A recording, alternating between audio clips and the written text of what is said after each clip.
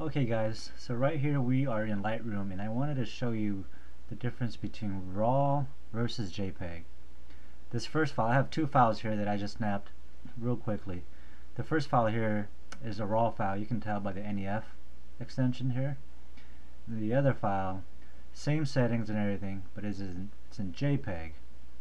RAW and JPEG here. Alright, so here we are. Let me show you the difference in flexibility that you can get with a RAW file versus a JPEG file. First thing I will do is create virtual copies of each of these. This way I have the original straight out of camera so that you can see the difference quickly later on when I export. Now let's start with a RAW file. Let's say you completely messed up a photo.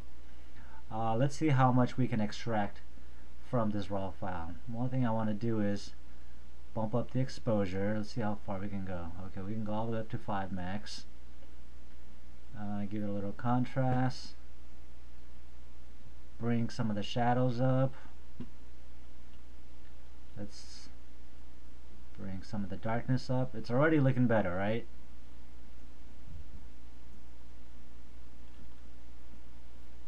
Bring some of the whites up.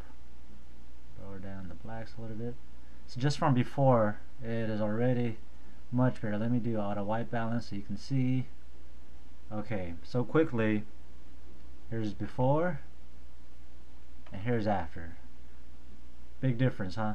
And I'm able to extract all this information that you think was lost, but because you captured it in RAW file format, it preserved everything. I mean, that's how powerful these new camera sensors are. Now I'm going to try to extract the same information from a JPEG file, doing the same thing. You see, we're already starting to see the difference. From the JPEG file, we already lost a lot of the blacks. Let me try to pull the shadow. See, the shadows and the darks are irrecoverable. It was way too underexposed. And no matter what I try, I can't bring back the blacks. It's been crushed. Even if I do the same settings that I tried to do, or the same settings that I did with a RAW file, I'm able to get some of the color back, but I'm not able to get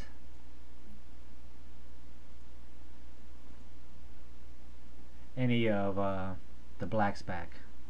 This is it. This is about the best I can do. Look at the histogram. It looks like a clean histogram, but I've lost a lot of blacks. I mean, they're completely lost because I shot in JPEG format and it's not the original source. When you shoot in JPEG, you're not getting the original source that the camera first captured onto the sensor.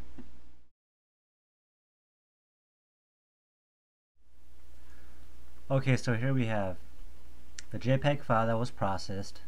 Let me compare it to the RAW file that was processed. Look at it. Let me make this a bit bigger. Over here on the left is a RAW file that was processed.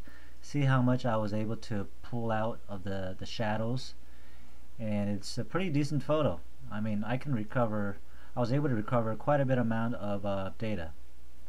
On the JPEG side, the darks were way too crushed straight out of camera, and I was able to recover some of the greens and the reds, but I pretty much lost all the dark tones. And no matter how much I tried to fool around with the settings, could not get anything near the quality of the RAW file. This goes to show you the flexibility that a RAW format will give you versus a JPEG.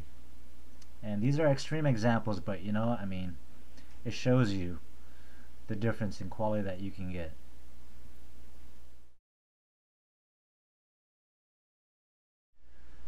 So here you have it, guys. Here's a quick recap again. This is the RAW file. You can tell by the NEF format up here. This is straight out of camera, completely dark, right? And this is after I processed it. Look how much information I was able to get.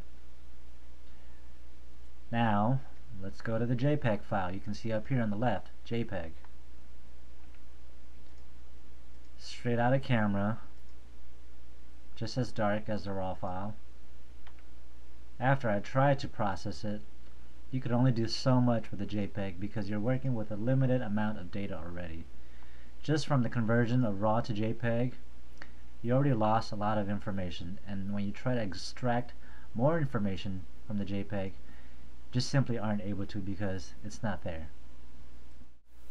Alright guys, that's it for the raw versus JPEG video.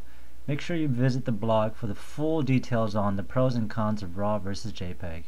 Thanks for watching, and don't forget to come back for more tips and tutorials.